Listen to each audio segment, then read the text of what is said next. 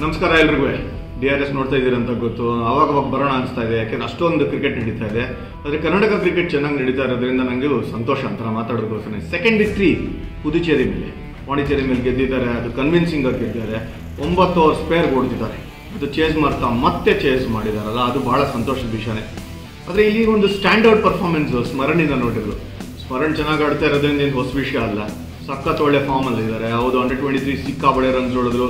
ಮಹಾರಾಜ trophy ತುಂಬ ಚೆನ್ನಾಗಾಯ್ತು ಅವ್ರಿಗೆ. ಬಟ್ ನಂಬರ್ 4 ಅಲ್ಲಿ ಆಡಿದಾಗ ತಿರ್ಗಾ 100 ಹೊಡೆದಿರೋದು. ಅದೇನೋ 100 ಹೊಡೆದು ನಾಟ್ ಔಟ್ ಇದ್ದು ಮ್ಯಾಚ್ನ ಗೆಲ್ಸಿದಾರಲ್ಲ, ಅದು ಮೆಚ್ಚಬೇಕಾಗಿರುವಂಥದ್ದು. ನಂಬರ್ 4 ಆಡಿದವ್ರೆಲ್ಲರೂ ನೋಡಿದ್ದಾರೆ ಕರ್ನಾಟಕಕ್ಕೆ. KL ಹೊಡೆದ್ರು ಮುಂಬೈ ಮೇಲೆ, ಅದು ಚೇಸ್ ಮಾಡ್ತಾ 150, ಅಲ್ಲೂ ನಾಟ್ ಔಟ್ ಇದ್ರು. ಈಗ ಬ್ಯಾಟಿಂಗ್ ಆರ್ಡರ್ ಚೇಂಜ್ ಮಾಡಿ ಶ್ರೀಜಿತ್ ಕೆಳಗಡೆ ಬಂದು ಅಲ್ಲಿ ಸ್ಮರಣ್ ಮೇಲ್ಗಡೆ ಹೋದ ತಕ್ಷಣ ಅವ್ರು 100 ಹೊಡೆದು ಮ್ಯಾಚ್ ಗೆಲ್ಸಿ, ಇದು ಒಳ್ಳೆ ರೀತಿನಲ್ಲೇ ನೋಡಬೇಕಾಗಿರೋದು. ಯಾಕೆ ಚೇಂಜ್ ಮಾಡಿದ್ರು ಅಂತ ಕೇಳೋಕ್ಕಾಗಲ್ಲ. ಗೆಲ್ತಾ ಇದ್ದ ಎಲ್ಲ ಮತ್ತೆ ಹೊಡಬೇಕು. ಟೀಮ್ ಏನು ಆಗ್ತಾ ಇದೆ ಅದು ಇಂಪಾರ್ಟೆಂಟ್ ಆಗುತ್ತೆ ಇಲ್ಲಿ.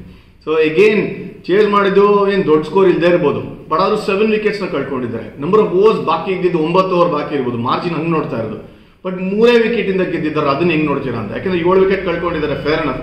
ಸಖತ್ತಾಗಿ ಬೌಲಿಂಗ್ ಮಾಡಿದ್ರು. ಇನ್ಫ್ಯಾಕ್ಟ್ ಹೇಳಬೇಕು ಅಂತಂದ್ರೆ ಕೌಶಿಕ್ 2.4 ಅಗೇನ್ ಎಕಾನಮಿ, ಏನು ಅನ್ಬಿಲೀವಬಲ್. ಅವಯ್ಯ ಲಾಸ್ಟ್ 2 ಸೀಸನ್ಸ್ ಇಂದ ನಂಬರ್ಸ್ ನೋಡ್ತಿದ್ದೆ ನಾನು ಆಪ್ಷನ್ ಕೂತ್ಕೊಳ್ಳೋಕ್ಕಿಂತ ಮುಂಚೆ.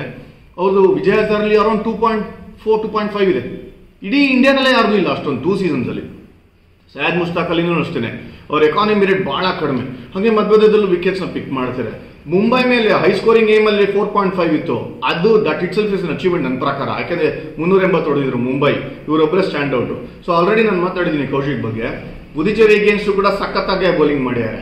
ಅಂದ್ರೆ ವಿದ್ಯಾಧರ್ ಪಾಟೀಲ್ಗೆ ಅಲ್ಲಿ ಆಫ್ ಡೇ ಇತ್ತು ಮುಂಬೈ ಅಗೇನ್ಸ್ಟ್, ಬಟ್ ಇಲ್ಲಿ 4 ಫಾರ್ ತೆಗಿದ್ದಾರೆ. ಅವರು ಅಷ್ಟೊಂದು ರನ್ ಕೊಟ್ಟಿಲ್ಲ. ಇನ್ಫ್ಯಾಕ್ಟ್ ಫುಲ್ ಸಖತ್ತಾಗಿ ಬೌಲಿಂಗ್ ಮಾಡಿದ್ದಾರೆ ವಿದ್ಯಾಧರ್ ಪಾಟೀಲ್. ಶ್ರೀಜಿತ್ಗೆ ಅಲ್ಲಿ ಒಳ್ಳೆ ದಿವಸ ಇತ್ತು, ಇಲ್ಲಿ ರನ್ ಬರಲಿಲ್ಲ. ವಿದ್ಯಾಧರ್ ಪಾಟೀಲ್ಗೆ ಅಲ್ಲಿ ಬ್ಯಾಟ್ ಡೇ ಇತ್ತು, ಇಲ್ಲಿ ವಿಕೆಟ್ಸ್ ಬಂದಿದೆ. ಹೆಂಗಿದೆ ನೋಡಿ, ಅಟ್ಲೀಸ್ಟ್ ಒಂಥರ ನಂಬಿಕೆ ಇಟ್ಟುಕೊಂಡು ಇನ್ನೂ ಪರ್ಸ್ಯೂ ಮಾಡಿದ್ದಾರೆ. ಶ್ರೀಜಿತ್ಗೆ ಒಂದೇ ಒಂದು ನಾನು ಕಿವಿ ಮಾತು ಏನು ಅಂತಂದ್ರೆ, ಒಂದ್ಸಲಿ ರನ್ ನೋಡುತ್ತೀರಾ 150 ಬಂತ, ಇಡೀ ಸೀಸನ್ ನೋಡಿದ್ರು. ಒಂದಾದ್ಮೇಲೆ ಇನ್ನೊಂದು ಕೆಳಗಡೆ ಬರಬಾರ್ದು. ಹೌದು, ಔಟ್ ಆಗೋ ಚಾನ್ಸಸ್ ಇದೆ, ಬಟ್ ಡಿಪೆಂಡ್ ಆಗೋದು ಯಾರು ಫಾರ್ಮಲ್ಲಿ ಇದ್ದಾರೋ ಅಂಥವ್ರ. ಎಸ್ಪೆಷಲಿ ಸ್ಮರಣ್, ಶ್ರೀಜಿತ್ ಎಲ್ಲ. Top of that Likhil Jose run ಬಂದಿಲ್ವಾ, ಅಥವಾ ಮ್ಯಾಂಗ್ ರನ್ ಬಂದಿಲ್ಲ, ಫೇರ್ ಎನಫ್. ರನ್ ಬಂದಿಲ್ಲ ಅಂದ್ರೆ ಏನು ಮಾಡೋಕ್ಕಲ್ಲ, ಕೆಲವು ಸಲ ಆಗುತ್ತೆ. ಬಟ್ ಯಾರು ರನ್ ನೋಡಿತಾ ಇದ್ರೋ ಅವ್ರು ಕಂಪ್ಲೀಟ್ಲಿ ರೆಸ್ಪಾನ್ಸಿಬಿಲಿಟಿ ತಗೊಂಡು ಕೊನೆ ತನಕ ಫಿನಿಶ್ ಮಾಡೋದು. ಹೆಂಗೆ ಇಬ್ಬರು ಫಿನಿಶ್ ಮಾಡಿದ್ರು ಹಂಗೇನೆ. ಬಟ್ ಇವ್ರು ನೋಡಿ ಹೆಂಗಿದೆ ಅಂತ, ಪುದುಚೇರಿನ ನೀವು ಪುಷ್ ಓವರ್ ಅಂತ ಹೇಳಕ್ಕಾಗಲ್ಲ. ಅರುಣ್ ಕಾರ್ತಿಕ್ ಹೊಡೆದಿದ್ದಾರೆ, ಅವ್ರು ಬರೀ ರನ್ ನೋಡಿದಿರೋದು. ಬಟ್ ಏನೇ ಹೇಳೋದು, ಯಾವ ಟೈಮಲ್ಲಿ ಏನ್ ಬೇಕಾದ್ರೂ ಆಗ್ಬೋದು. ಕನ್ವಿನ್ಸಿಂಗ್ ಆಗಿ ಗೆದ್ದಿದ್ದಾರೆ. ರನ್ ರೇಟು ಬೆಟರ್ ಆಗ್ತಾ ಇದೆ, ಯೂಸ್ ಆಗುತ್ತೋ ಇಲ್ಲೋ ಗೊತ್ತಿಲ್ಲ. ಎಲ್ಲ ಮ್ಯಾಚ್ ಗೆಲ್ತು ಅಂತಂದ್ರೆ ಅದು ಆಡಿರೋದಲ್ಲಿ ಅಹಮದಾಬಾದ್ನ ನರೇಂದ್ರ ಮೋದಿ ಸ್ಟೇಡಿಯಂ ಅಲ್ಲಿ ಹೊಡೆದಿರೋದು ಸ್ಮರಣ್.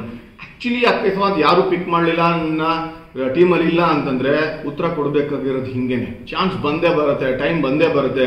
ಲೆಫ್ಟ್ ಹ್ಯಾಂಡರ್ ಆಲ್ರೆಡಿ ಒಂದ್ಸಲಿ ಮಹಾರಾಜ ಟ್ರೋಫಿನಲ್ಲಿ ಅದೇ ತರ ಲಾಸ್ಟ್ ಬಾಲ್ ಅಲ್ಲಿ ಹೊಡೆದು ಅವ್ರದ್ದು 100 ಆಗಿ ಫಿನಿಶ್ ಮಾಡಿದ್ರು ಅವರು ಮೈಸೂರಿಗೆ ಆಡ್ತಾ ಇದ್ದಂಗೆ. ಸೊ ನನಗೆ ನೆನಪಿದೆ ಆ ಇನ್ನಿಂಗ್ಸ್ ಎಲ್ಲ. ಈಗ ಇದೇ ತರ ಆಡ್ಕೊಂಡು ಹೋಗ್ತಾ ಇತ್ತು ಅಂದ್ರೆ ಸಕ್ಕತ್ತಾಗಿರುತ್ತೆ. ಬಟ್ ಒಂದು ಚೇಂಜ್ ಮಾಡಿದ್ದಾರೆ, ಪ್ರವೀಣ್ ಡುಬಿನ್ ತಿರ್ಗಾ ಕೆಳಗಡೆ ಕಳಿಸಿದ್ದಾರೆ.